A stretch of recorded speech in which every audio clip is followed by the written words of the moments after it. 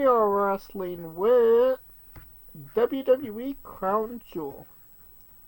It took place last Saturday in Riyadh, Saudi Arabia at the Ahmad Majigajaga Mohammed Abdubidu Arena. And this was the first PLE since SummerSlam to have more than 5 matches. Well, 6 matches, so one more they added. What did you think of the show as a whole? The show itself was so. And the only reason I say that because it was basically glorified WrestleMania for Saudi Arabia. And more or less. I feel like the concepts were there. The matches were pretty decent. But a lot of the matches, the endings just kind of fell flat. Rather than get a big pop. If that makes sense. What? I mean, the biggest pop in that whole thing was Jay Uso popping out.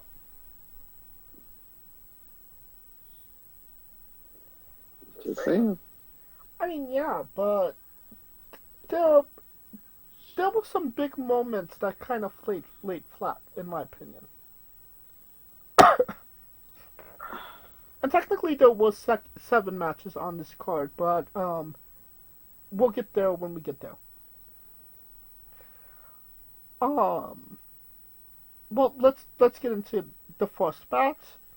We have the Bloodline, Solo Coca-Cola, Jacob Fuck You, and the NFT Tamatonga with the infamous Sangaloa. They defeated the Bloodline, Roman Reigns, with Jey Uso and Jimmy Jannetty in 19 minutes. How dare you call him Jimmy Jannetty, sir? I call him Jimmy Jannetty. Solo pinned Roman Reigns to get the W. I felt like it was a good match, but I also felt like this match needed more time to bake, if that makes sense. Like, they needed more time to tell the story that they usually tell in these matches. And usually when, that pinfall gets counted, it's like a big moment. And Solo pinning Roman, just in my opinion, it kind of laid flat. It was like, oh, he pinned him, rather than, oh, he pinned him. You know what I mean? Well, because the pinning was secondary to the story. Because the story of the match was basically the new Bloodline's a cohesive unit, and the old Bloodline still got trust issues. Well, what was your thoughts on the match? I mean, it was okay. It did what it needed. Like I said, it did what it needed to do. It involved people who we thought wasn't gonna be involved. So there's that. It's like, damn, Sammy. But I guess he's back in the fold. Yeah, especially if you saw SmackDown yesterday. So, I mean, it kind of just builds up to what they're trying to achieve to get to War Games, which is the wrinkle. Right. And that's what they're trying to build it to. I mean, that was the purpose of that match, to determine the reason for War Games. Because now you got it's 4-on-4. think War Games is usually 5-on-5. And it varies. It could be 4-on-4 or 5-on-5. Usually it's 4-on-4. It's gonna be 4-on-4 this year. Yep. Alright. How many stars you give this one? Um, Storytelling wise, 4.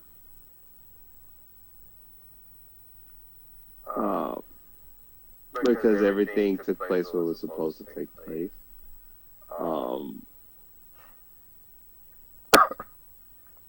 So yeah, 4. I give it 3.5.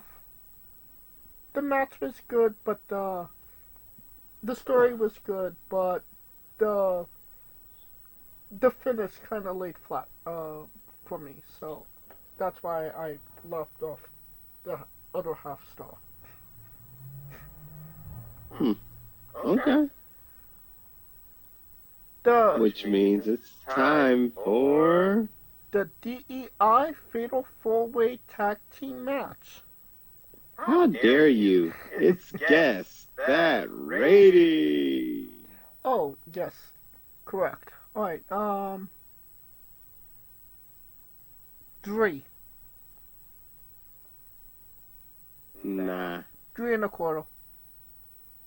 Nah. 3 7/5.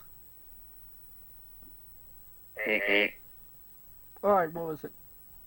3.5. Y'all actually got it. Okay, I was not expecting that. Okay. Alright, now to the Fatal 4-Way match. Bianca Belair and Jade Gargle defeated Damage Control, Corey Zane, Io Sky, Last Not a Legend, Jakara Jackson, Chelsea Green, Piper Niven, in 10 minutes and 19 seconds. In all honesty, this match had no right to be as good as it actually was. All of these girls actually worked pretty hard. Everybody kind of got a little moment to shine. It kind of all worked out for me. Everything kind of hit for me. So, in that sense, really? Yeah, I actually enjoyed the match. Oh, really? What? Yeah. Who are you? I'm James J. Who the fuck are you? Because I've never seen you give props. I like that. Oh, God. I give props when props is due. You just called it the DEI. Well, I mean, that's the reason it was on the card. I mean, who the fuck saw Last Legend and Jakara Jackson on a WWE PLE other than they needed them to fit the DEI standard? Well, fucking Bianca Belair is a walking, if that's the case, DEI standard, sir. Oh no, Bianca has definitely deserved her spot. She earned her spot there. But this was that guy asking Triple H, why isn't there any black people on these PLEs? This was Triple H saying, fuck you. What about him saying chocolate titties? That too. I mean, we all enjoy that. What was your thoughts on the match? It was okay. Too short for a 4-way. How many stars? Personally. 2.5, because I felt like if you're going to do a fatal 4-way, it's got to be at least another 5 more minutes to show uncertainty, because we kind of knew who the fuck was going to win. Right. I don't think we're not going to know who's going to win for a very long time. So, I mean, that's what it didn't put the intrigue in it for me. I give it 3. It's okay. Uh, 3? Okay. I say Dave Meltzer gave it 2 1/4. Nope. 2. Higher, sir. 2.5. 3 3/4. Wow. Wait, was that more than the Roman Reigns match? Yes. Okay, well we know what Uncle Dave is smoking. Um, Crack is cheap. especially when Tony Khan is your distributor. Oh, God, no. We have Seth freaking Rollins. He defeated Bronson Reed in 14 minutes and 17 seconds. Pretty good match. The match was on fire from the very beginning. Lots of gaga and excitement right off the bat. Um, it seems like Seth's pretty healthy as well. Um, if I had one gripe about the match, it would probably be that Bronson should have probably won this match. How do you expect to build a monster if you don't give him W's? What say you, Kaliko? I thought the crowd wanted him to win, too. They were kind of hot for him. To be quite honest. Bronson. They were hot for action. Bronson, that is. But, I mean, yeah, he probably should have won. Mainly because the crowd was behind him. You got a crowd behind him. You got to give the people what they want. And they wanted Bronson to win. But Seth got the win. Shows he's healthy. He kind of gets through Bronson so he can get to Punk.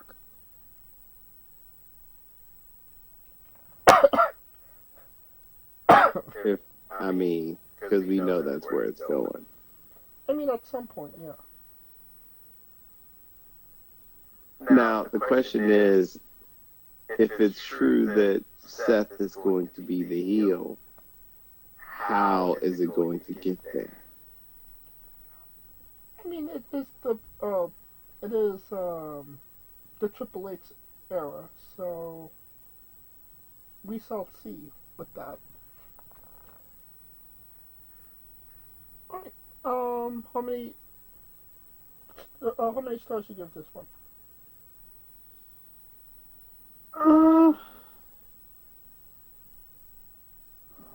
I have to give this 3.5. A good 3.5. Only deduction is because Bronson should have won. But I would have gave it 4 if Bronson won, but 3.5 is a good place. Alright. Oh, and Dave Meltzer gave this 4? 4? Yeah. Meltzer gave it a 4. Alright. I'm on par with Meltzer tonight. We're vibing. Liv Morgan defeated Nia Jax to become the first ever WWE Women's Crown Jewel champion. Lots of gaga, craziness, and interference mania. Yeah. Like, Jesus, it was like a clusterfuck of interference. A clusterfuck of what the fuck? It didn't really diminish my enjoyment of the match. I didn't think it was that bad of a match. I mean, it was only 8 minutes and 13 seconds. So, for me, and I do think the right person won. But what say you? Well, the problem with that, the problem I had with it was because there was two heels in the match. Right. So the crowd looked confused as shit. Like, do we cheer for her? Like, What? do we cheer for Liv? Do we cheer for Nia? Do we cheer? You know? Yeah. So it was a literal like, huh? Then they started cheering for Liv. They made their choice. Then yeah. So yeah, it was just a cluster of that, and then all the interference is thrown in. Yeah. The Tiffy possible cash in. It was just all clusterfuckery. Just for Nia to lose, which I mean, I don't get it. Nia's supposed to be this monster ass heel, and they keep losing to people like smaller than them. I mean, you could just make the argument that all the interference caused her to lose the match, rather than Liv being a formidable opponent. The clusterfuck of what the fuck? Correct. I call bullshit. But Well, what do you call this match star-wise? it wasn't a good one. I'll give it 2 stars. I give it 2.5. I don't think it was as bad as you may have said it is. Okay. Say, Dave Meltzer gave it 2.25. Nope. 1.5. 1.5.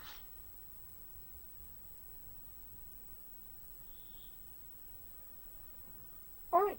Then we have Randy Orton and Kevin Owens, which didn't even start.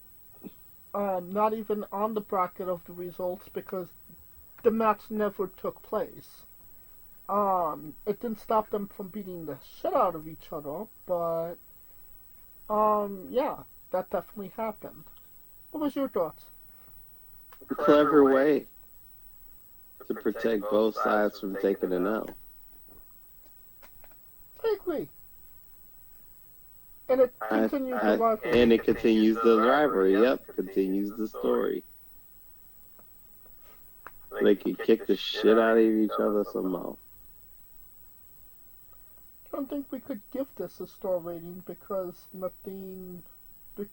there wasn't an actual match, but probably one of the more exciting things that happened on the card, I'd say.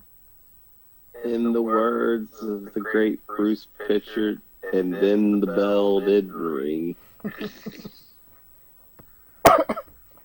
Well, the bell rang on this match, and that was LA Knight defeating Andrade El Idaho and Carmella Hayes to retain his United States Championship in 9 minutes and 59 seconds.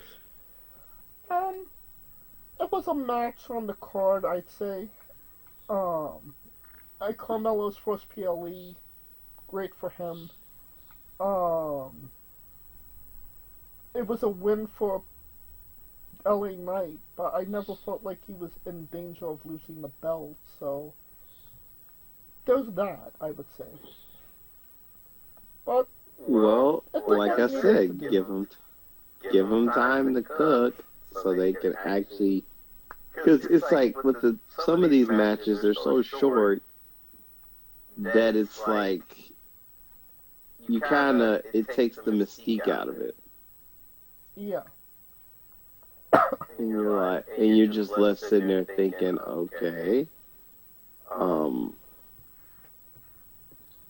a couple more minutes, you could have had me. So you think because there was 7 matches on the card, it actually took some quality out of the show? Yeah, 5 is usually when they allow things to blend in, but then again, when you're trying to set things up for Survivor Series, they're trying to set certain things up for Survivor Series. And for some things they did with the even though Nia loses, it doesn't hurt her. Right. The bloodline thing just pushed it down. I think that's the only story that actually got that one, and Randy Orton and Kevin Owens are the only two that got like progression in their storylines, because everything else seemed to feel like a one-off or a blow-off. Because it kind of was.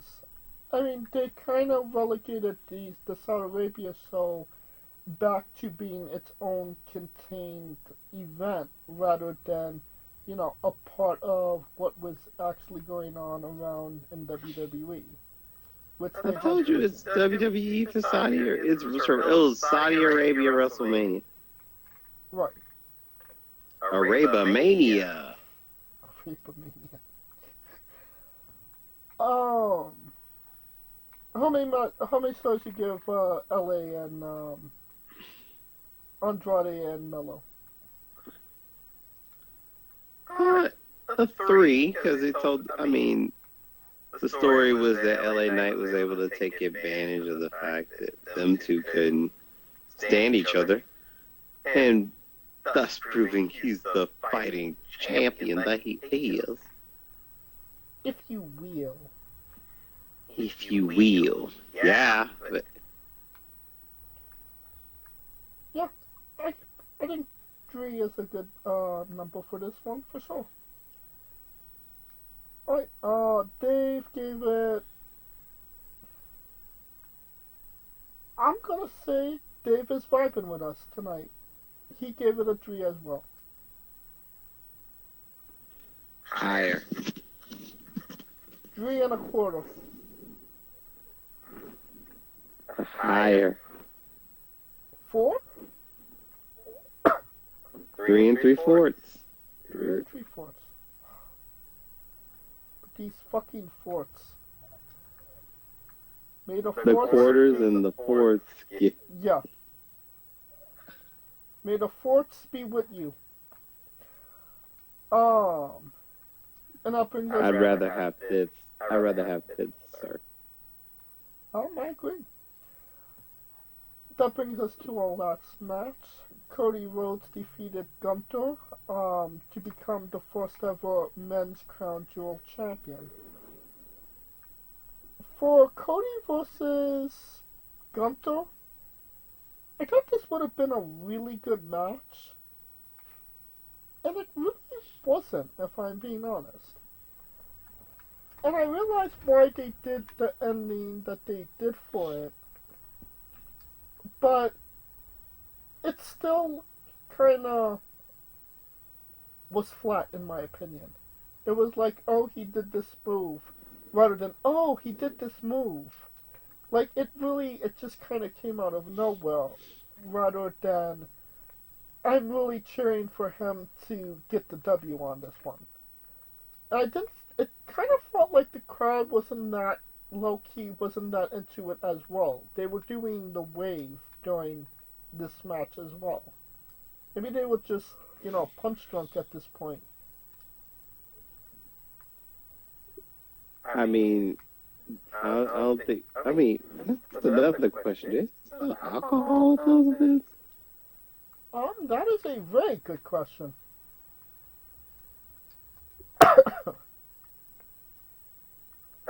I would think they would, but that's just me.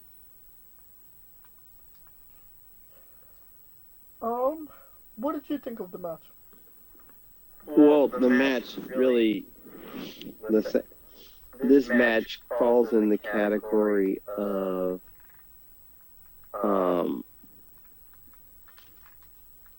with Liv and Nia that it was mainly just a one-off match more than, you know what I mean? Yeah. It wasn't like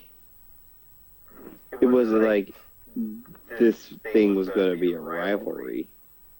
It's almost like they did the Survivor, with the two women's matches. Remember they used to do those Survivor Series where the champion fought the champion? Yeah. It felt like that for these two matches. I feel like and it seems like Raw got one, SmackDown got one. I can definitely see that. I feel like they kind of wasted Gunther here. You know, I know that he has losses, but it feels like, you know, to beat Gunther is a bigger deal than what they made it as they presented it here. I mean, they booked themselves in that corner. Right. How many stars do you give this one?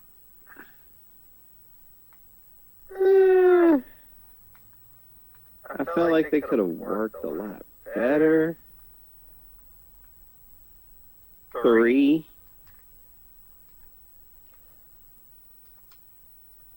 I'm gonna be a little bit more judgmental. 2.5. Damn, Gordon Ramsay. It was fucking raw.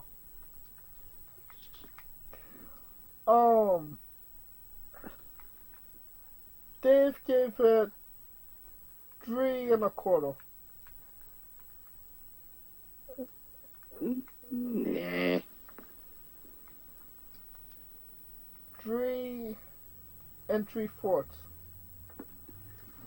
Nope. 3.5. 4.25. 4.25. Oh, 4.25. good for you, Dave. It is off for the Brett Piper finish. Alright. The show as a whole. Thumbs up, thumbs down, thumbs in the middle. Well, I've always said this show was kind of like so-so. I mean, I started with it as so-so. It ends with so-so. It got some of the things that we knew that were going to get pushed along.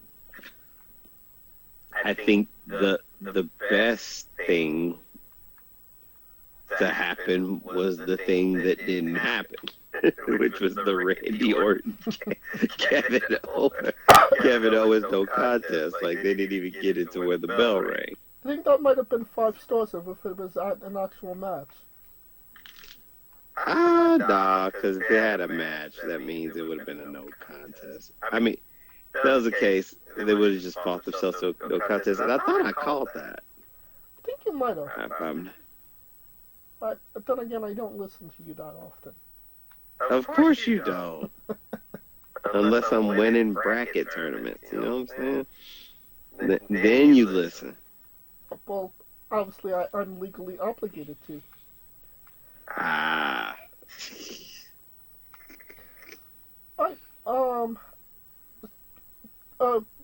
Did you give it thumbs up, thumbs down? What was it? In the middle, because it did some of the things it needed to do. The shit where it wasn't hidden, it was clusterfuckery. I agree. Thumbs in the middle. Gator don't play that shit. Yep. Alright. That will conclude our coverage of 30 Crown Jewel in this episode as a whole. If you like what we're doing, please like, subscribe, comment, both on YouTube and Castbox. This was sponsored by Rogue Energy and Player One Coffee. Join us this Tuesday as we interview Ken Pyro, this Wednesday as we interview Adrian Gomez, and follow the show at Wrestling with E, both on X, Twitter, and Instagram for information on who we're interviewing, when we're interviewing them, links to those interviews, and so much more. Follow me personally at JamesJ993. Where can we find Kaliko? I am Kaliko. Comptomania, Turkey Tussle, shout out. Hiya. For Coleco Yachts and Scooter Dust, I'm James Shea, and this has been Wrestling with Entertainment. Hey folks, this is the Colossal Mike Law, and you are listening to Wrestling with Entertainment. Enjoy the show, support these guys. We appreciate it very much. We'll see you at ringside.